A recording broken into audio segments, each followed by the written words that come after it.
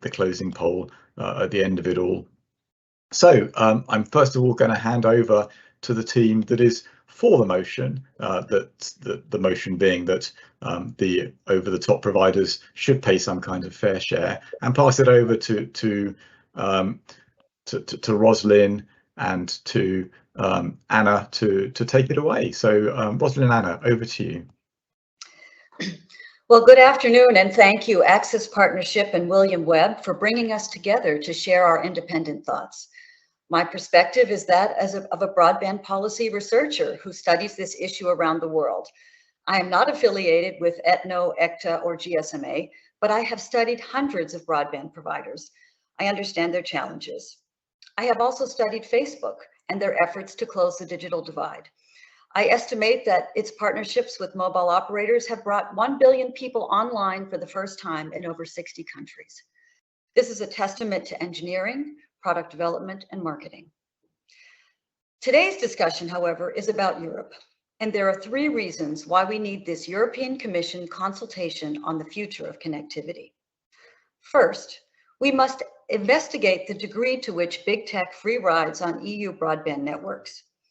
Second, we must stop Meta and big tech from subverting EU open internet rules. And finally, we must ensure that big tech upholds the fundamental rights of the EU. So first, when I talk about big tech, I'm referring to Meta, Alphabet, Amazon, Apple, Microsoft, Netflix, TikTok. There's a group of dominant platforms that account for the majority of traffic, revenue, and market power on the internet. And when we look at the shortfalls globally, there's about $2 trillion that we're missing in broadband investment. These are numbers from the EU.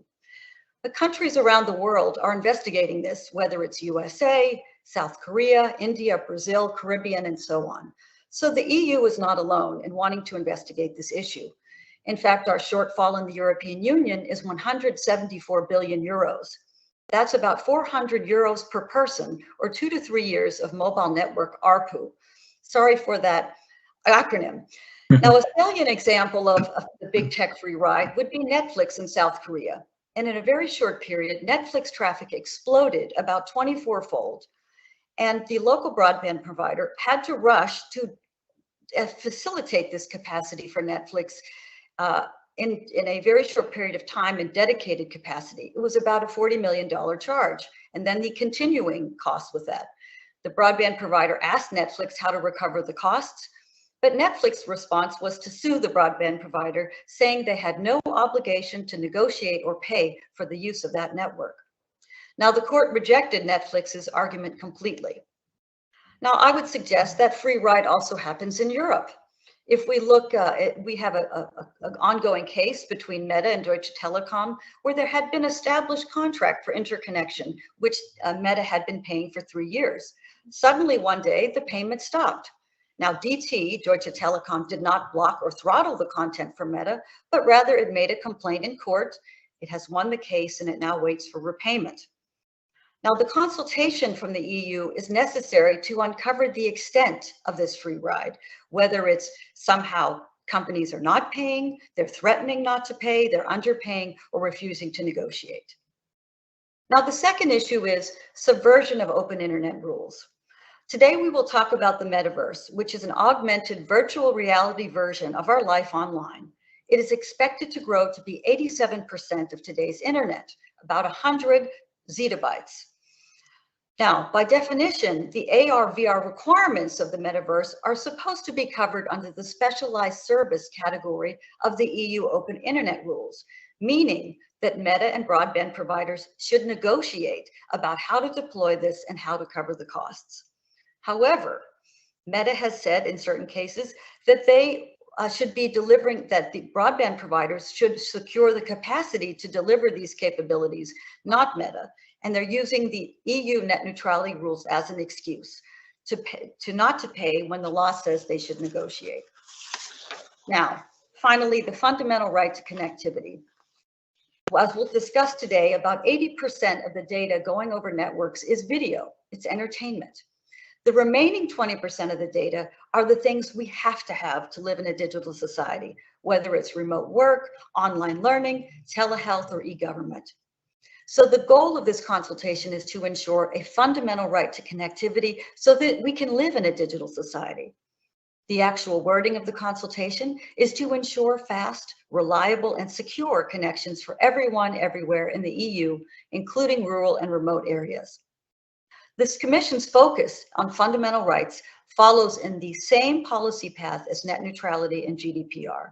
So this is the logical next step. And this is based on the Charter of Fundamental Rights in the European Union from year 2000, as well as the recent EU Declaration on Digital Rights and Principles. I suggest the UN shares this view as well. Already in 2021, the UN issued a 200-page report saying that big tech should make reliable and systematic contributions to connectivity. Now, there is not yet a conclusion, there is no endorsed solution, but there are a range of cost recovery options, whether market-based, regulated, or technological. These are worthy of review, and we will get into them today. Now, my very distinguished and respectable opponents will argue that big tech already invests. We certainly concede that big tech invests in R&D, but that does not entitle them to a free ride on broadband networks.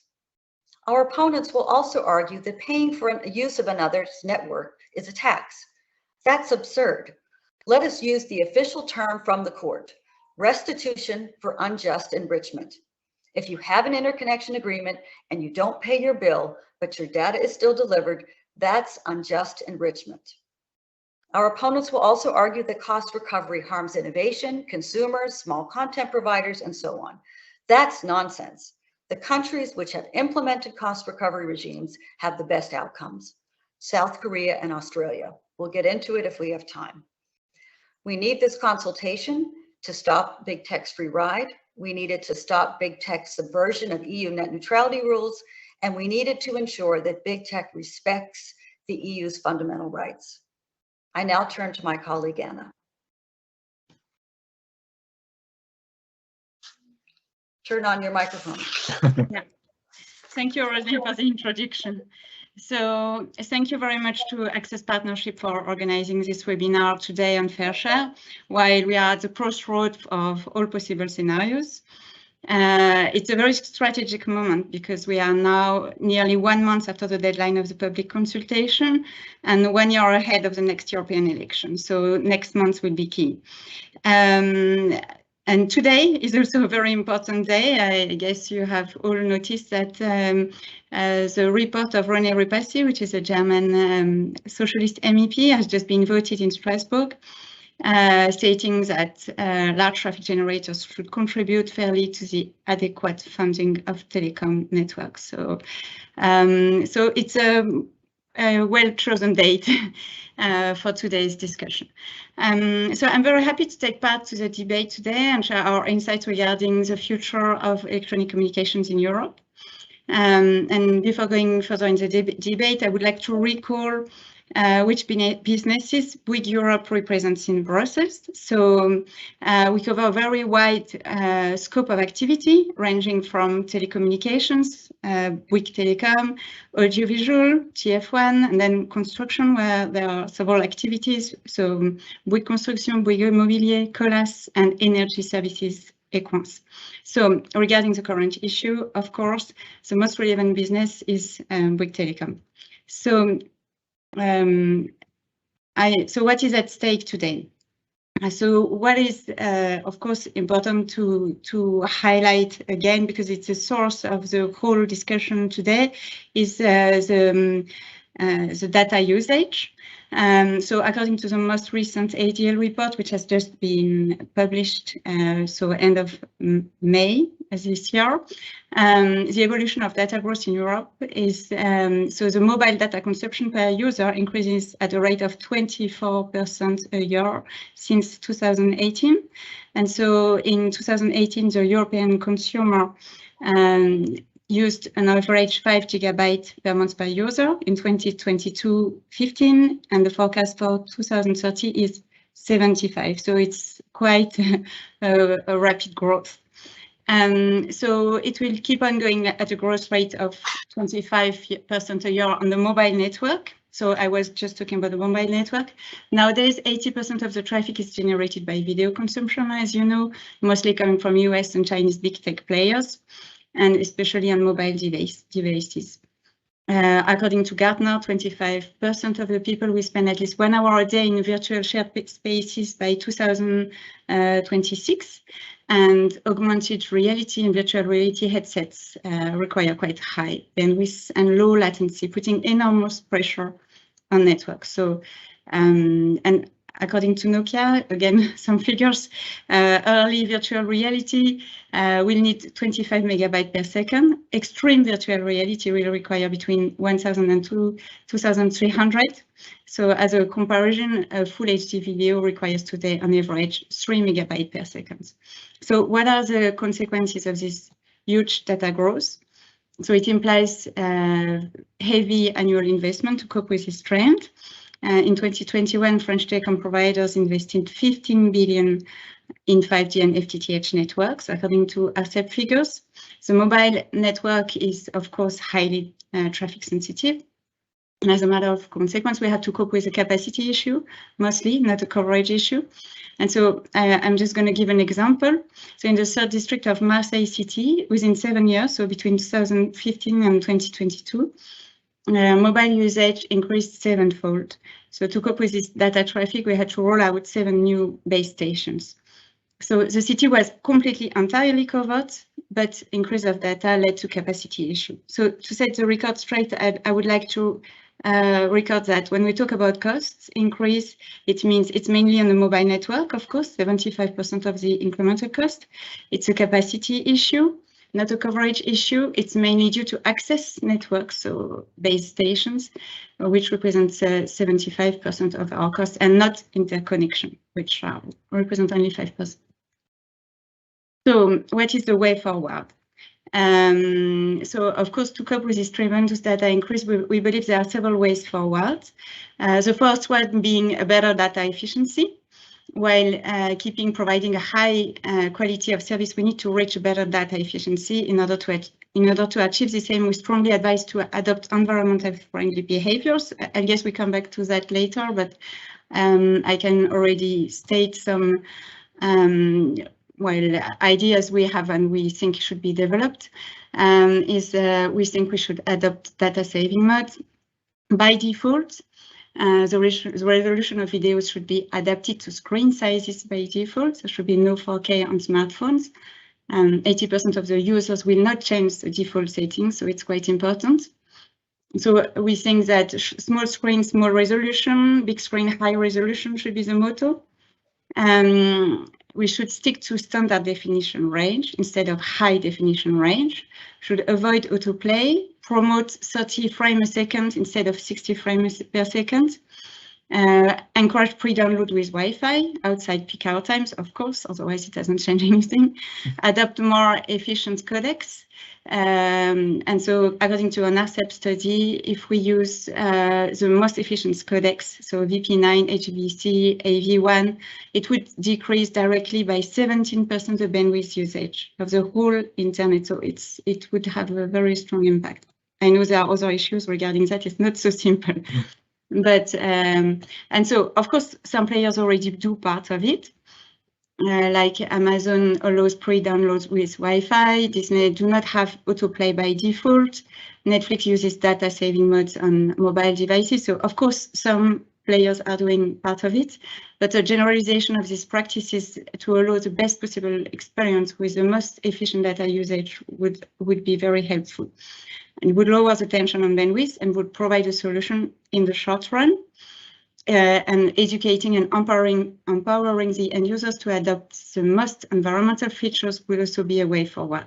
But of course, we also support the fair share idea for 2 main reasons. First one being financial incentive to optimize data efficiency would prove more efficient. And second one being that in the middle run, we will need both fair share and data optimization to cope with the ever-growing data traffic. So as a conclusion of the preliminary remarks, I would like, and to set the debate straight for the following discussion, I would like to remind some basic facts. So free driving on telecom providers' infrastructure is not an incumbent problem. I know we heard lots big tech versus big telco. This is not the case. It is a common problem also affecting smaller telecom providers, mainly mobile, whatever their size. The main problem is not a coverage issue, it's a capacity issue. Fair share is not about interconnection. We still hear that, so I want to stress it's mainly about access. Commercial CDNs are not considered as large traffic generators by telecom providers, and I refer to you to GSMA ethno contribution to the debate. They are only an intermediary.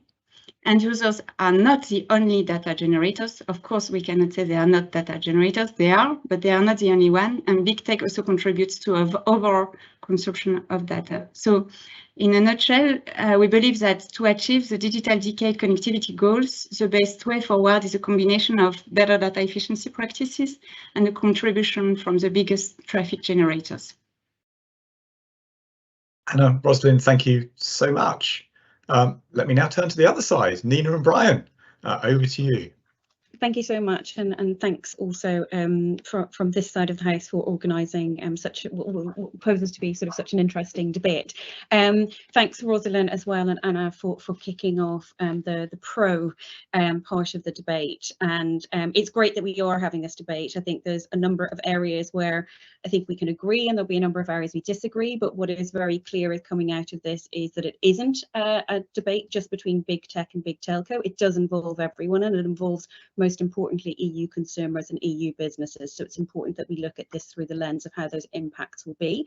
And as Anna also touched on as well, it's important that we recognise partnerships that go on in this area between the telecoms providers and also between what are called OTTs, or sometimes referred to also as content application providers, CAPs or CAPs. So just let me set out then a few thoughts from our side of the house, so we can also correct some of the confusion or facts that have been laid out which are just incorrect, and we can come on to that as we go through.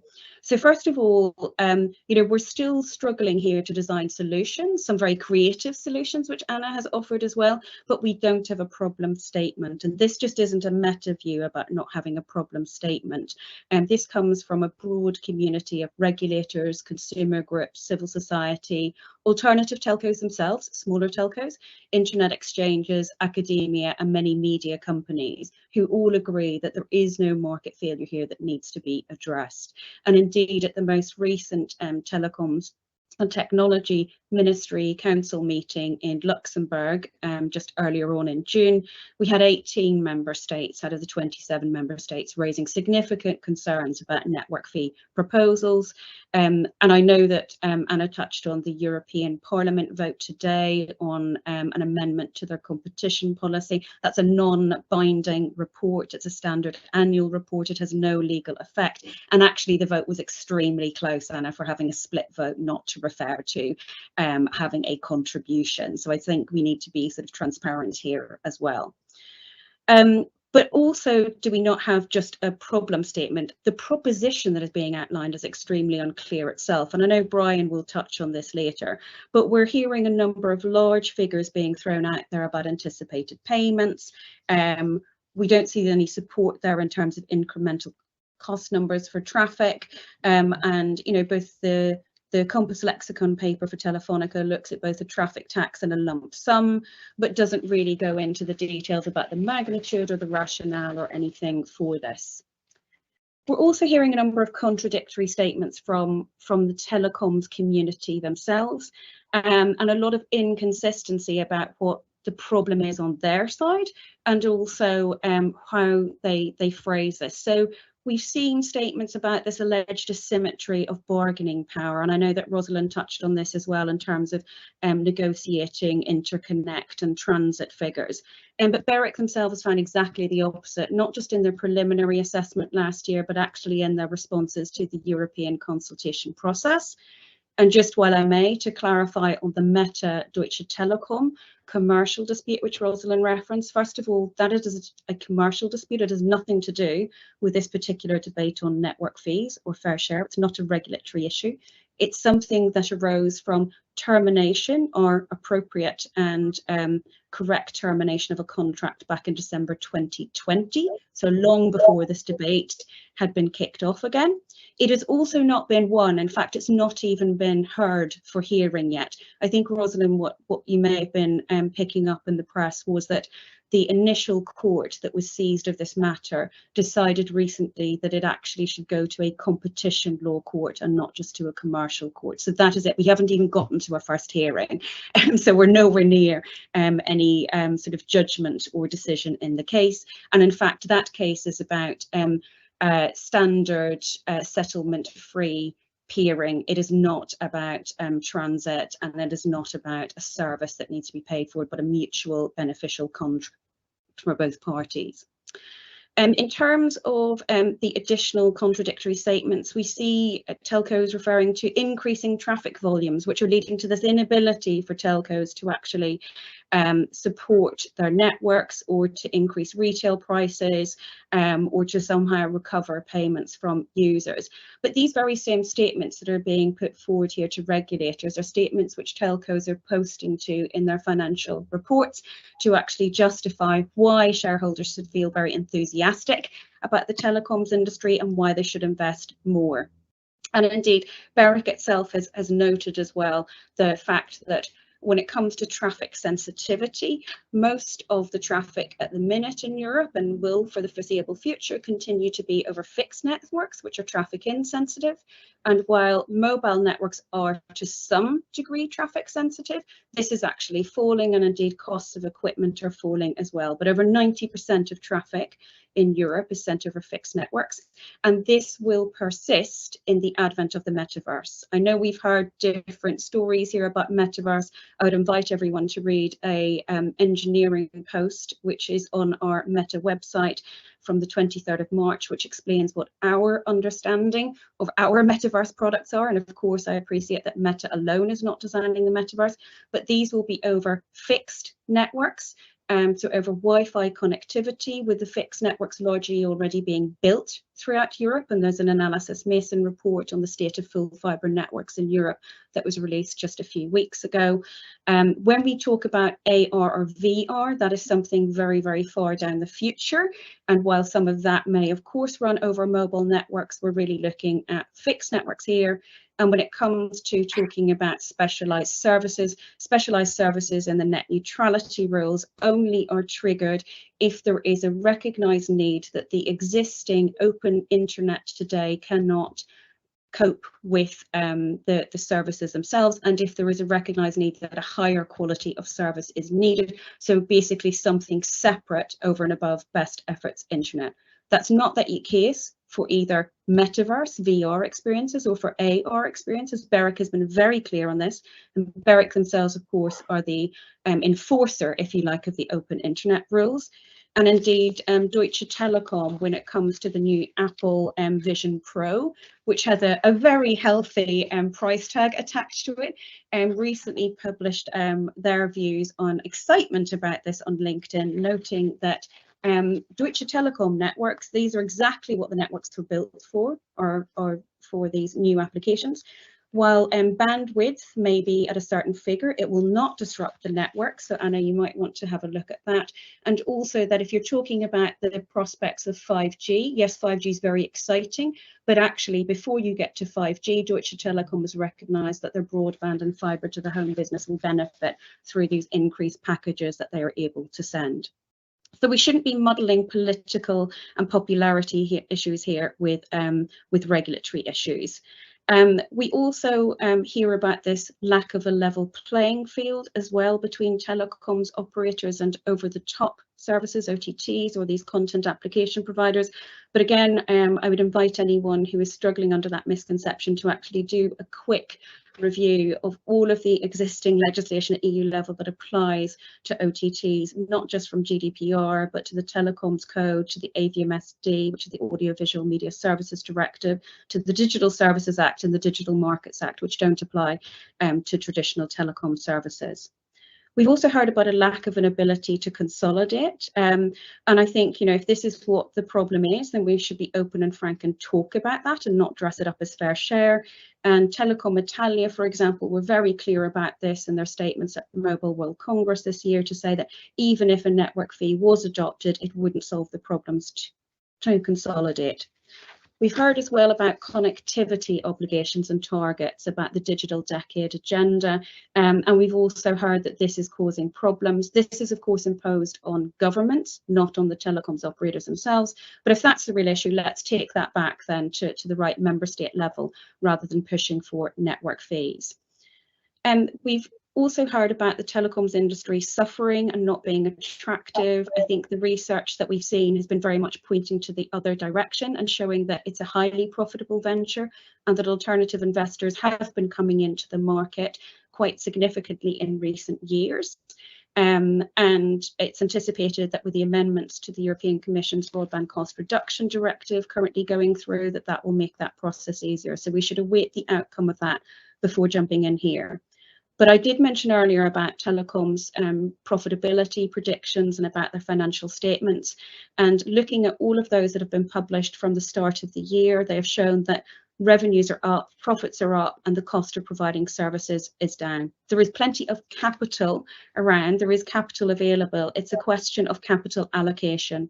And I think Proximus has been a great example in Belgium, who have been able to point to reducing their shareholder dividend and taking that money to put back into investment in fibre and in 5G throughout Belgium.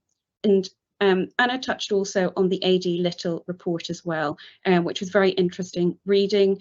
I think what we took for it was that demand for telcos is good and it enables them to monetize their broadband services, something recognised, of course, by BEREC and by many other regulators as well. But the real issue from that report seemed to be that there was a lack of demand for services above 100 megabits per second. So actually the real problem could be that there isn't enough demand for telecom services rather than too much demand.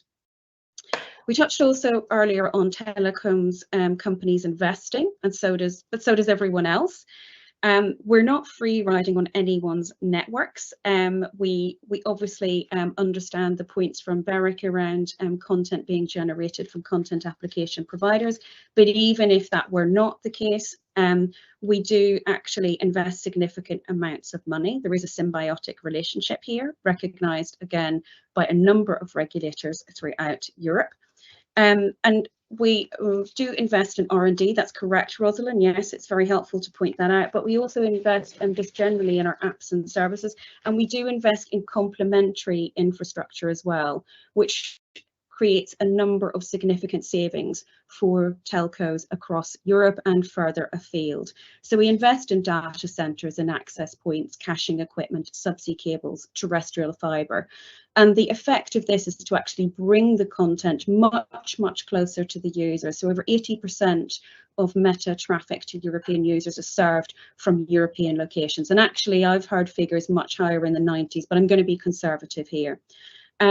And Analysis Mason has also looked at this, not just for Meta, but for the number of big tech companies often pointed to here. And they have predicted that the savings, which are investments collectively of about 120 billion US dollars or 97 billion euros a year, that leads to annual savings of around 5 billion euro for the telcos that we are taking out of their bottom line in terms of having to reinvest into their networks. And we do have a number of partnerships as well. We in fact partner with those that are pushing for network fees. So we have a number of partnerships with Telefonica in terms of the Telecom Infra project. We've partnered with Telxius, which is a Telefonica subsidiary, to bring a Maria subsea cable, which lands in Spain and actually generates around about 17.4 billion annual additions to European GDP. And we also invest with Vodafone and Orange when it comes to another subsea cable project called To Africa, which lands in Europe, but also connects Europe with the entire African continent and also has a leg out towards the Middle East as well. So traffic growth is not exploding, it's actually slowing down. I know that we talked about statistics, Anna, from the AD Little report, but what we're looking at here is the rate of growth, and that rate of growth is actually pretty much steady and in some issues declining. And both the Ericsson report from November of last year points to this. It's being around sort of 20%, which is a pretty normal rate and well below the COVID pandemic, and also very much similar to what it was pre-COVID and actually slightly below that. Again, Brian has much more details on the rates of growth here. And then just very finally, before I hand over to Brian and let him add any additional comments, we have touched on the fact that this is not about big tech, big telco, but also about all of the users here. And a number of different repercussions have been cited. I know Rosalind referenced them at the end, but I think they deserve and merit a little bit more attention.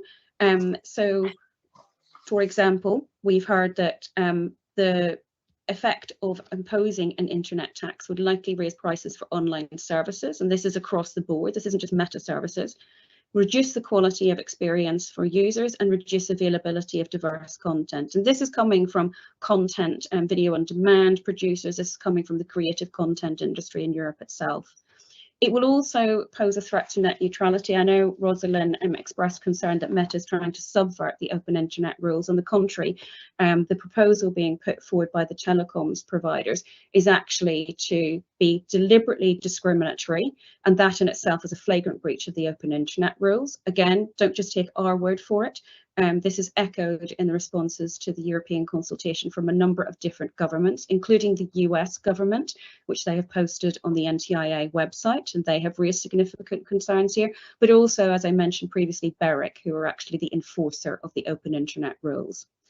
It runs contrary to the EU Digital Decade targets, which is actually to aim to have more data, so to have digital transformation of businesses, with 75% of EU companies using cloud, AI and big data.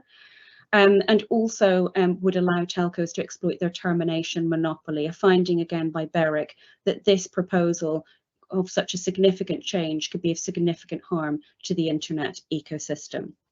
So I'm going to pause there and let Brian add on any additional comments, and I'm sure we can come on to South Korea, where I feel that our view is very, very much different to the one outlined by Rosalind, and indeed that of about 7 other academic researchers, including WIC Consults, Carnegie, Teleography, and indeed the European Parliamentary Research Service itself, who have pointed to significant concerns and to reduced quality of service, increased costs, etc. In South Korea. So not a model that should be emulated. Brian, I'll give the floor to you now. Thank you. I'll just add a few points from the perspective of an economist, which I've trained as an economist, but also as a consumer, I think, of both telecoms and content and applications services. So there's a kind of implicit assumption here in this debate that demand is bad. And intuitively, if you think about that, it's an odd way to view things. Most businesses in the world view demand growth as a good thing. So there's something odd about that.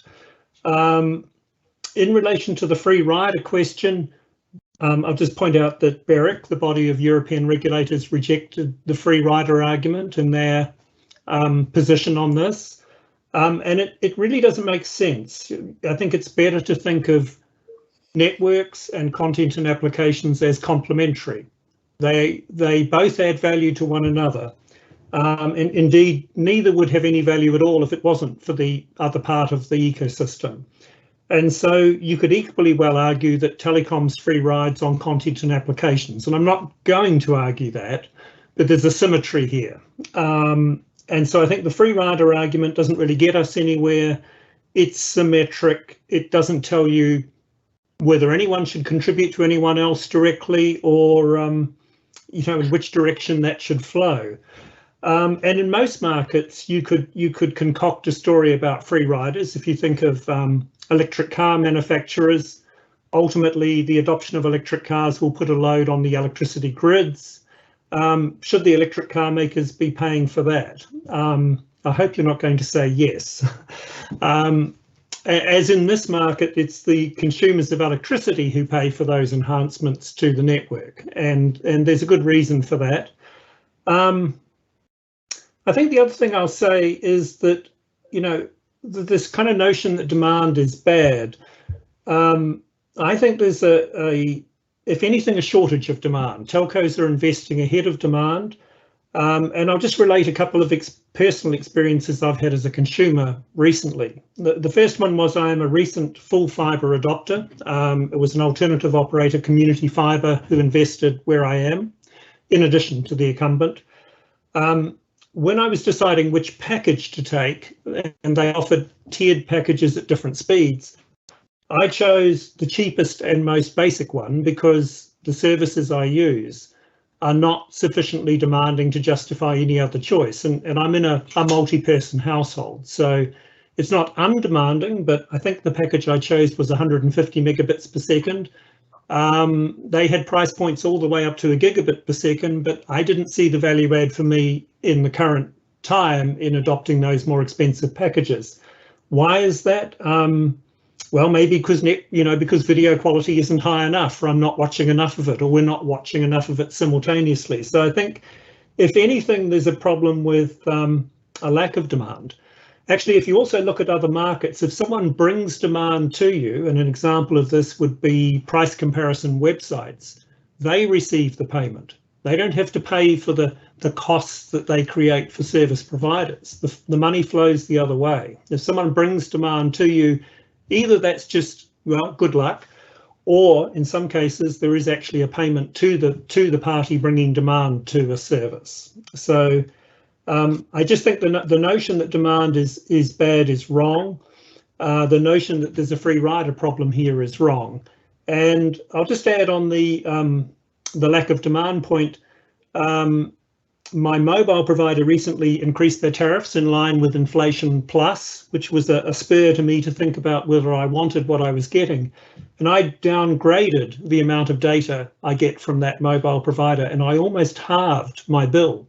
So actually, again, a kind of lack of demand, partly because I offload a lot onto Wi-Fi rather than using the mobile network all the time, enabled me to reduce my bill and their ARPU.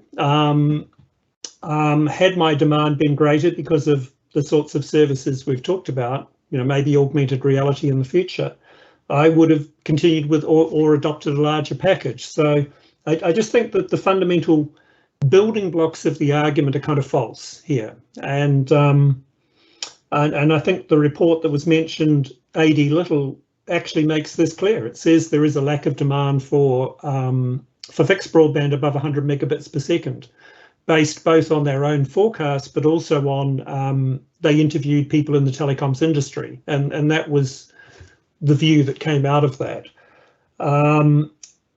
The last point I'll make on that is that when telcos are explicit about demand when they talk to investors, they universally say it's a good thing.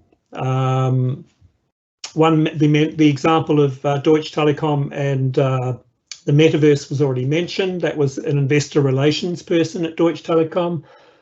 Chorus in New Zealand, who I've done some work for when they're a wholesale-only fibre network with some legacy copper.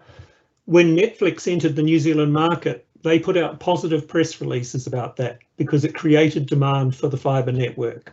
And it may be something to do with the fact that they're wholesale only, that they're prepared to be more positive about that. But I've got numerous examples of telecoms operators saying positive things at investor presentations about demand growth. And I'll leave it at that, and we'll get into questions and responses. Thank you. Brian, Nina, thank you so much. So huge number of issues floated there. And what I'm going to try and do is see if I can cut through to what I think I'm hearing is the essence of it all, but guide me if I get this one wrong. So it feels like at the heart of this is something around demand, and the fact that demand is large and growing, and that is placing pressure. I think we are agreeing predominantly on mobile networks, that the fixed networks are much less sensitive. So as a thought experiment, if we suddenly tomorrow entered a world where there was no more growth in demand at all, I know that that will be quite different from the last 10 or 15 years, but let's set that aside and assume magically that growth suddenly stopped tomorrow for whatever reason and was flat from then on.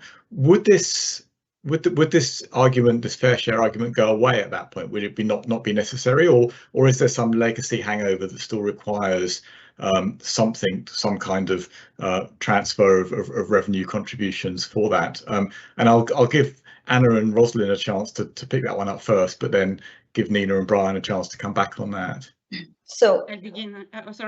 Sorry, you can go for it. no, I want to say before we get into the question, I wanted to first congratulate William because you picked such a great topic. I've identified 12 items. We have only 8 questions. We have 12 items to cover, and I think that's excellent. And just the fact that there's so many things where we don't agree, this would only support what the EU Commission's trying to do. It needs to have this because we're not on the same page. And, you know, we might look at the same thing and see 2 different pictures. And I think that's fair. It is, and I want to thank Access Partner again to do that. And I would also suggest maybe something to do is to put some, you know, we've all written materials on this. I don't know if you'll collect that, but I have my own reports to fact check. I mean, I think all of us have put together a lot of materials we can share for the audience members who want the actual documentation. It's hard to do it in a call, but it is available. And also you have an excellent blog, William. I think you've laid out these points so well. So I just want to say we've identified at least 12 issues. I don't know if we'll get to all of them, but you know, they're there and I think they deserve response, but I'm going to go back to Anna really quickly because I think this issue about, you know, is there demand for traffic, I think is a fair question.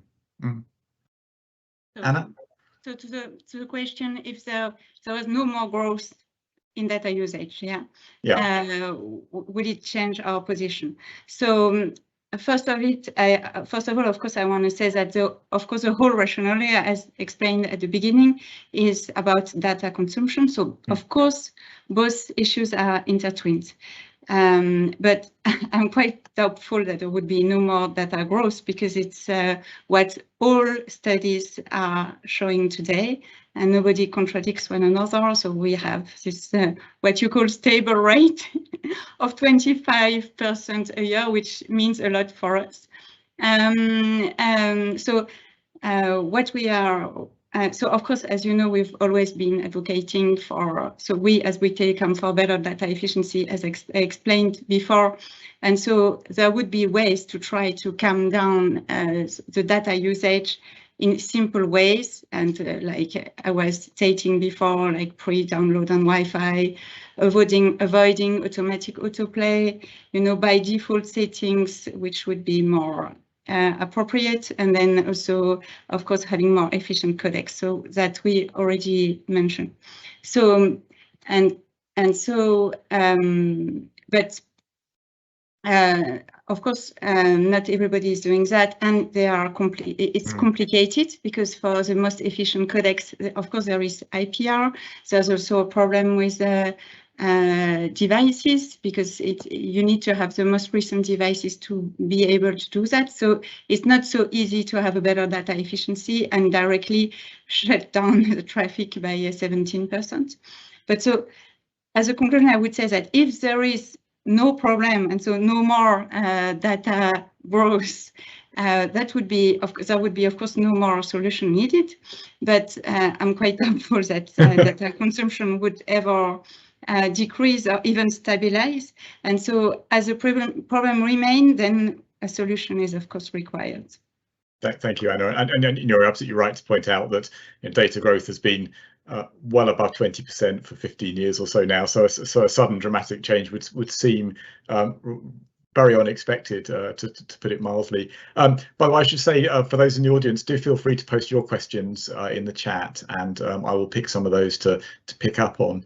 So Brian, Nina, Anna's talked about a few ways that traffic levels could be reduced, compression of video and things like that, but has talked also about the difficulties of getting those measures universally adopted by multiple companies that are generating or supplying those kind of content streams. Do you think that there is a possibility of something like that working at enough of a scale that it could materially change the volumes of data? And if so, how would that work best? Brian, I think you wanted to jump in there. Well, I think my first comment would be that it kind of has been working, in the sense that compression in particular has gotten much better over time. And the content and application providers have played a big part in promoting more efficient compression standards. Indeed, if you look at the Alliance for Open Media, which is promoting royalty-free compression technology, which is better, that is fundamentally supported by what you might call tech companies, not telcos, actually. So they've been very active in that space. Now, would I compel people to do anything in particular? I think that's not a great idea, because you shouldn't prejudge, what quality is required for what application. Just to mention the example of the Vision Pro, the Apple Vision Pro, I think that's 4K per eye, and you need high resolution if you're going to get a good image very close to the eye. Is that going to be connected over mobile? Well, no, in the short run. There might be future technologies that do that. And indeed, the use cases were predominantly kind of indoor focused that were showcased. I think that will change in future.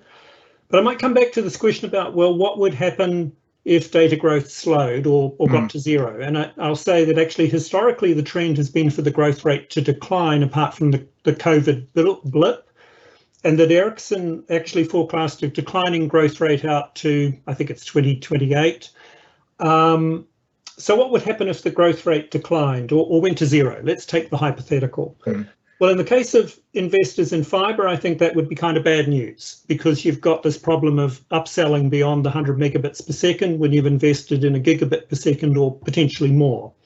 For mobile, it's kind of interesting to think what that would imply, because the reason that mobile bills have been approximately constant over time, with quite rapid data growth historically, up to I think a peak of about 100% per annum at some point, is because the mobile industry has achieved very high rates of productivity growth. It's become much more efficient through a combination of technology and other things. Now, if the data growth was suddenly to drop to zero, and you had continued efficiency gains, I can't see any reason why you wouldn't, what would happen is that ARPU would start quite a steep decline, because competition would drive the efficiencies through to consumers. So the mobile industry would become smaller if traffic growth went to zero, because the underlying driver of productivity growth is Moore's law. And I know there's a question about atomic scale and the limits of that, but there are kind of variants on Moore's law that mean you can expect continued progress, multi-core and so on. So it's a productivity growth phenomena, which is kind of so that the traffic growth has historically been offset by productivity gains. If you take away the traffic growth and you still have productivity gains, it follows either that the industry becomes excessively profitable, actually, or that consumers start paying less. And so actually you would see a decline in ARPU, I would argue, if the industry was competitive.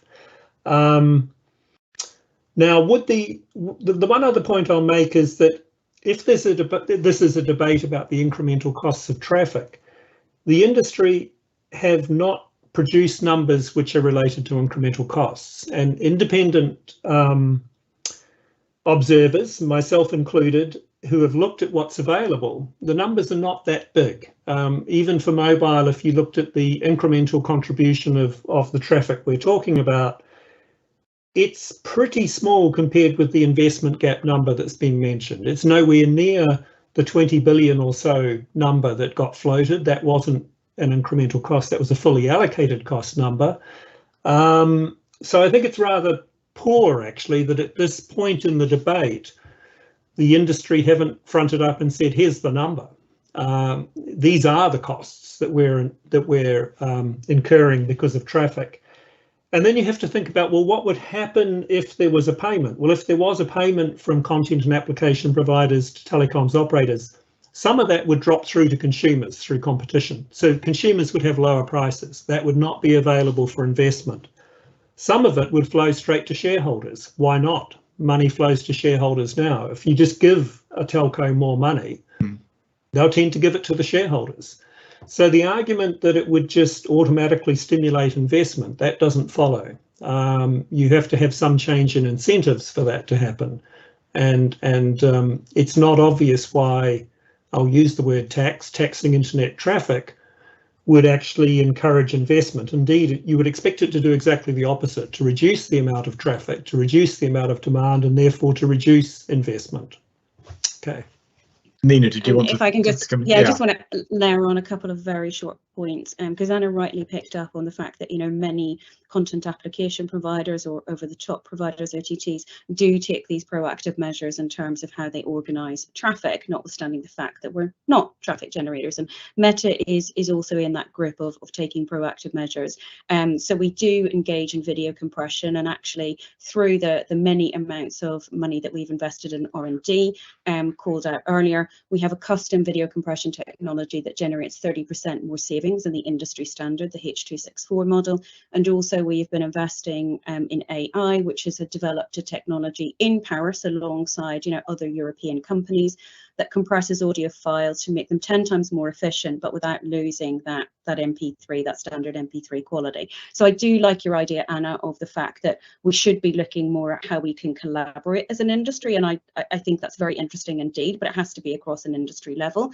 But it also shouldn't be a having your cake and eat it scenario. So, you know, that is the solution, but not also network fees. And I think this comes back slightly to Brian's point about even if you look at data growth and those figures, which we believe are declining, just citing to data growth figures isn't sufficient. You have to make that connection of what is the impact of that and what does that mean in terms of incremental costs for the network itself.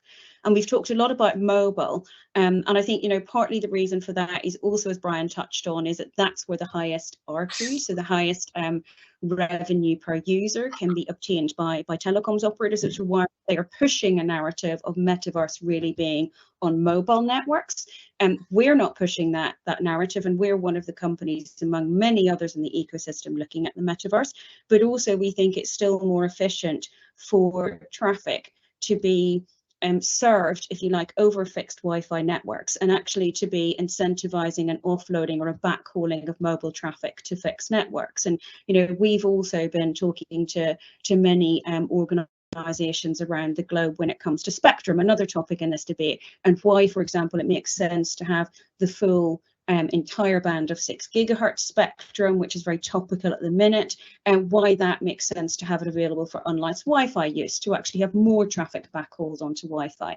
And that's not just a cost savings initiative, it's also part of the green agenda, which is part of Europe's digital decade targets too. It's not just about data figures, it's actually about environmentally efficient usage of networks too. So I think there's a number of reasons why the debate is perhaps being pivoted towards mobile, but actually we should look at how we avoid the need to push everything onto mobile and to actually use the fixed networks that we've built and to use them sensibly as well.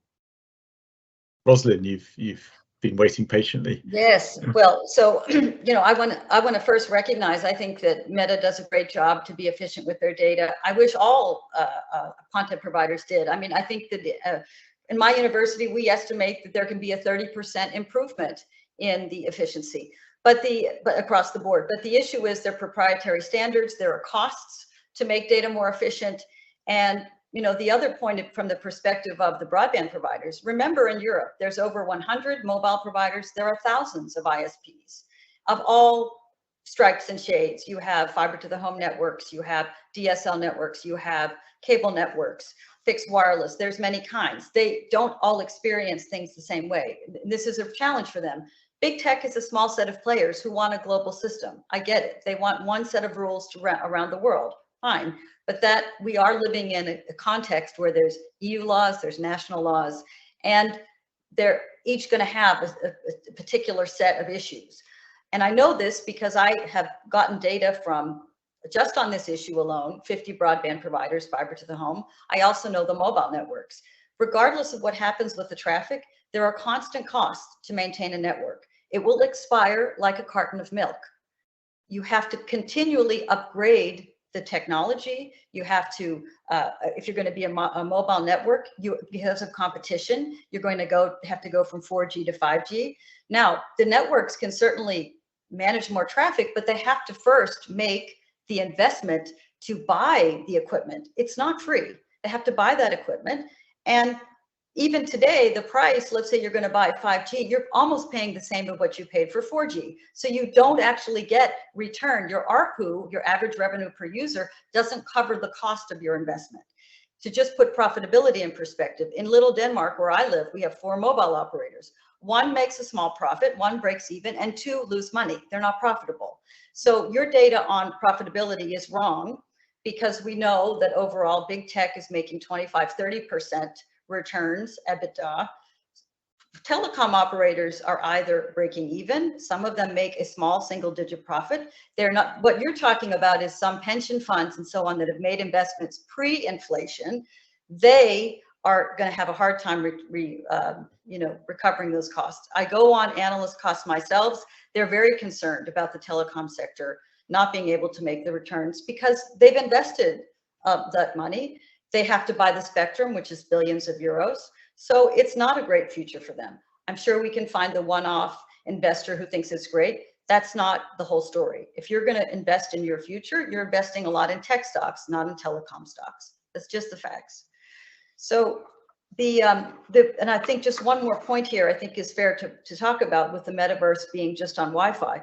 This is quite interesting because what does that say for the emerging parts of the world, or let's say less developed or other parts of Europe? Is this going to be the other 2-tiered thing where metaverse is only going to be on fixed line? And because it's such a wireless spectrum play, shouldn't the providers of the metaverse be providing for the wireless spectrum? I mean, the 6 gigahertz is a multi-billion-dollar opportunity for European citizens and consumers. This is something that Meta and the other tech companies should be paying for. They should pay for the use of that spectrum. It shouldn't be something that they get for free. So, we've learned that. That's one of the key learnings in our telecom regulation. What we teach about is using spectrum auctions as a way to return the revenue to the nation, to the people. At any point, I think there's all merit to this discussion, and all of these points are valid, but we have to actually do the microeconomic analysis to the firm. How does that individual broadband provider experience it? The data point I want to leave with you from my study of 50 broadband providers is that every dollar of streaming revenue earned on their network is creating 48 cents of unrecovered cost. They cannot add $12 a month to their bill. The consumers will cancel the bill. They can't afford it. But they can't go back to the streamer, whether it's Netflix or Amazon or whomever. They can't recover that cost. So every month they're losing $12 on every streaming customer. That's not a long-term good proposition. And this is for fiber to the home providers.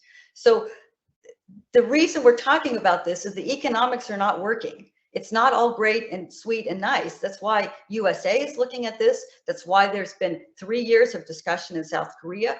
This is online now in Brazil and India and so forth, because it's not working. And we have a long-term situation is not positive if in fact it's not even good for big tech, because they need those users too. They also need to make sure everyone's connected. So it isn't fair to say that everything is great here, because it isn't. And the investments, the gap is real, unless you want to dispute what the European Commission is saying and what the United Nations is saying. And what in your own case, I'm sure some people, if you're in London or Wimbledon, maybe your connectivity is great, but go to the north of England. I don't know if it's the same. I don't think it is. So I'm gonna jump in here because we've got just 10 minutes left of debate, and I want to I think try and pick up on 2 points. So first of all, to try and just noodle a bit more on why is it that some companies are doing the responsible thing of compressing videos and so on, and others maybe not, and is there any way that we can put the right incentives on companies to do the right things there? And then the second is, to Rosalind's point, and Brian has raised it as well, why are the economics of operators apparently so broken that actually what should be a good thing is turning into a bad thing? So let's pick up on the first one briefly if we can, and just talk a bit about, is there any way that we can get the providers of data volumes to be more responsible, if you like, to have the incentives to reduce data volumes where it makes sense? Anna, you were next in line. Yeah, but then I guess this question is more for content applications. If I may, I wanted to answer to lots of other questions. May I go? Yeah, because one of Brian's points was about the figures, that we don't have any figures regarding incremental cost. In France, we have figures which are available. They are available on even on the ARCEP website, so the NRA. And so the investments we are making each year, so for telecom operators, is 15 billion a year for both fixed and mobile networks. And the incremental costs are estimated to 2 billion euros. So it's not a small figure, it's quite an impressive figure. What this incremental cost, I think it's important to say that 75% of it are for mobile and 25% for fixed. So it's important to say that, of course, mobile is much more data sensitive than fixed networks. But fixed networks, each year, they require some upgrade for the backbone, for all the interconnection systems. So it has impacts. It's not true that whatever go on fixed network would be flat and there would be no impact. It's just less impact than on the mobile network. So I think that is important to say. Regarding the use of metaverse, so what we are witnessing today is that most of the use cases in companies are done via Wi-Fi, but on 5G routers because of cybersecurity reasons. So I don't know if it's going to evolve in one way or another later on, but the state of play today is metaverse on the mobile network. So we can't say that there's no issue with metaverse because it's just flying on the fixed network. So I think it's important to state that. And augmented reality and virtual reality will, of course, go on the mobile networks, and that is very high bandwidth consumption, so like 50 megabytes per second, which is much more than full HD video, for example, 3 megabytes per second. So for us, it means lots of capacity increase. It's of course possible with 5G, but then it means lots of capacity, so it has impact. Another point I really wanted to answer about was the money flying to shareholders. So on the telecom community, we are very happy to have any transparency measure, to earmark the money and to check where it goes. Anyway, the whole revenues from telecom is invested in networks, especially today because we have no choice. Because of course of FTTH and 5G. So it's more than usually, because usually it used to be only mobile networks that we upgrade. Right now it's much more because we have also FTTH. And just for a joke, we also asked this question to ChatGPT about would the money fly to shareholder, and ChatGPT answered that no, of course it would go to investment. So I don't know, maybe we had a very good prompt and maybe that's why we had the answer we wanted to hear. But ChatGPT was telling us that the money wouldn't go to shareholders. Of course, I mean, no scientific ground behind that, just a joke. Regarding Meta, so you said that you're doing lots of to compress data. Last information we had, so maybe it's not up to date, that there was no pre-download on Wi-Fi. So maybe you can contradict me if it's the case now, that there is still autoplay. So what we mean by autoplay, so I understand that other people call that prefetching. So the fact that the videos are rolling one after the other, and that there was no data saving mode by default on the mobile. So maybe it's going in another direction, which we would be very happy about, but it's not the information we have to date. And when you were talking about, you know, stable data growth, so stable data growth is 25%, okay, but for us it means a lot, because for us, as I was stating at the beginning, 15 gigabytes today per month per user, 75 in 2026. So it's very, very quick, very high figures.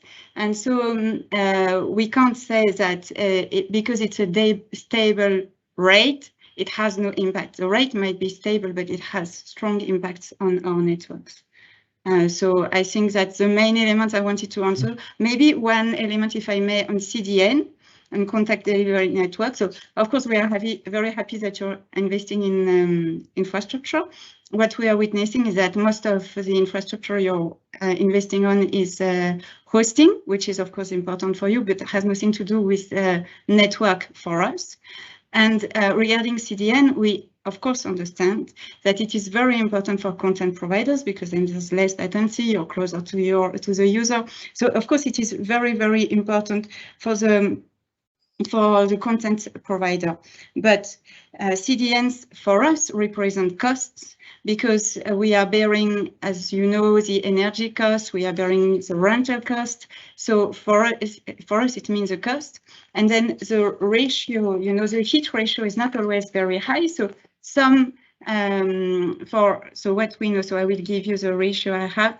So Netflix. I'm gonna try and bring you to a halt because we're running out of time really now. So perhaps I can let Brian and Nina have a few words. Okay, sorry. But yeah. So not everybody is using the CDN, even though they have them. That's what I wanted to say. Very good, thank you. So Brian, I wonder if you might, well, pick up on what you want to, but in particular, why is it that mobile operators especially don't seem to be able to make as much money as perhaps they might expect to? Is there something from an economics point of view in the market that's preventing that, more than just the data volumes? It's quite a difficult one. I mean, I think you could argue that they need more consolidation, and indeed they have, and perhaps that's the debate they should be having. There's an obvious argument against that, which is it might lead to less competition and higher prices for consumers. The argument for it is that you might get better utilization of assets and more efficiency and maybe more investment. So that's one for policymakers and regulators to weigh up and maybe to reassess what they think is right. But if you have 4 operators in a market, there may be the 2 that are more efficient are going to make money, and the 2 that are less efficient are not going to make so much money. So there is an issue about the extent of competition and barriers to consolidation. And I don't take a view one way or the other, but it's an issue. I think the other point I'll make, which relates to something Rosalind said about there being national issues at play. There are big variations across Europe. And Beric make a point that I found surprising in their submission, but I assume it's correct, which is that progress towards the gigabit ambition varies across member states between 1% and 100%. Now, that on the face of it suggests that this isn't the issue we should be focused on. If the failure of content and application providers to pass revenue to networks was the issue, you'd kind of expect that. You wouldn't expect that huge variation. There's something going on at the national level to do with the history of the way networks developed, maybe local regulation, local circumstances, that makes an enormous difference. And so it feels like you need much more targeted solutions to the problem of investment that are specific to the circumstances. Whereas here we're talking about something that would be across the board, and just, I think, at the very best, ambiguous in terms of its impact. I mean, I think it would be negative. You can argue the toss on that, because it just isn't obvious that if you pass across a pile of money, that won't lead to either lower prices for consumers or more money in dividends rather than investment. And yes, you can try and put conditionality on it, but that's not easy. I think the other point I'll make here is that the so-called investment gap, I mean, is there a market problem? Well, in a way, no. The problem is a political problem. It's that we want more than the market is delivering. And therefore, actually, what you want is a potentially a taxpayer contribution to achieve that. And that's a kind of separate issue from whether or not the money should come from content and application providers. And of course, there is already a taxpayer contribution. So I don't know that the market is as dysfunctional as we say. It's more that political expectations of what we want in terms of networks have gotten ahead of what a market would deliver. Thank you. And maybe we need to rein those expectations in a bit, because, you know, do the content and application providers really want a gigabit per second everywhere? If they're going to have to contribute, you should surely ask them what they want. And maybe they would say actually something more modest than that will meet most of the demands in the near term. So yeah, political expectations have gotten ahead of what markets deliver. That doesn't mean to say the markets are dysfunctional. Thank you for that, Brian. And Nina, did you want to just come in? I will be super quick because I know that you're keeping. I know Yeah. that you're keeping a close eye on the clock. So Yeah. first of all, on the meta compression technology, etc., and that's all open source, by the way. So anyone that wants to use it can use it. That's how we function at Meta. We don't have proprietary development of technology. So hopefully that will be of help to the market. In terms of cost to maintain a network, I fully appreciate and understand that. I've worked in the telco industry myself, but I think as the Belgian regulator BIPT has expressed this very clearly in its open live consultation about that's the normal cost of doing business. When it comes to EBITDA, tech company is not so healthy, but as Brian points, it's not about profitability of one sector versus another. It's about whether there's actually a problem statement there. And also tech stocks are not actually that attractive to invest in. We as a company, I think if anyone has been following, have seen significant losses off the stock. And the reason for that is, yes, it may look as if we make sort of huge wins, but actually it's not a very stable investment. So if you're looking, if a pension fund is looking for something to invest in, they will invest in telecoms rather than in tech, because while the revenue returns on it may be much lower, it is much more stable than some sort of tech project that may flop or fail. When it comes to the question of whether or not telecoms operators would reinvest in networks, I think, Anna, that's fantastic that Bouygues are so committed to reinvesting everything into networks. Unfortunately, it's not the same signal from a number of large incumbent telcos that are pushing for network fees. So, for example, Crystal Heidemann from Orange very openly said earlier on this year that she would not commit to actually investing any money. Businesses, of course, should be able to benefit from 5G and FTTH wherever they live in the European Union. And what is at stake today is a competitiveness future for Europe. So we believe fair share is very important. So we are very much looking forward to what's going to happen in the coming months. And first, a wrap up of the public consultation will already be very interesting. So thank you very much for the debate.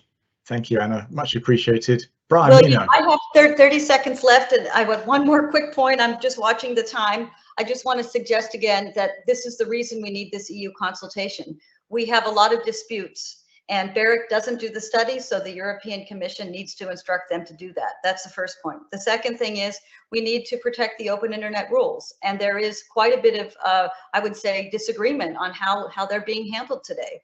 And it is a lot of effort. If you want to make a complaint, you have to spend years. That's why we don't see a lot of things. So we need this consultation. And finally, all of this is being done in the context of the fundamental rights for Europeans for net connectivity.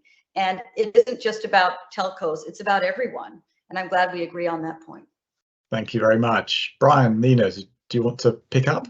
Yeah, I'll jump in, and Brian, then you can layer on. So agree fully. Great healthy debate. Thank you, Rosalind. Thank you, Anna. Thank you, of course, William, for organising, and of course, Brian as well for tag teaming on this one. Fully agree that we need to have evidence and fact, but that has to be also done in a transparent process and in a non-biased process. So many of the questions that we've seen, unfortunately, in the questionnaire itself were very clearly targeted towards certain outcomes. So we hope that once the results of that study are published, and if they are indeed handed to BEREC, at least it will be in better hands with BEREC in terms of having a much more evidence-based review of what the real facts of the market are and whether or not there is indeed a problem.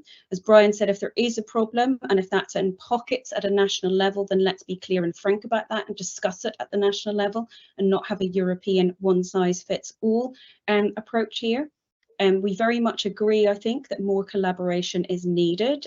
We already do engage in a number of partnerships with telecoms operators. We touched on our symbiotic relationship, and we touched on the fact that we do this at all levels, not just CDN, but also in terms of subsea cable infrastructure, which, by the way, we build on an open basis, so they are open to all participants. We don't lock them down, and in fact, we always have been building with telecoms operators as our key partners, along with other players in the ecosystem as well.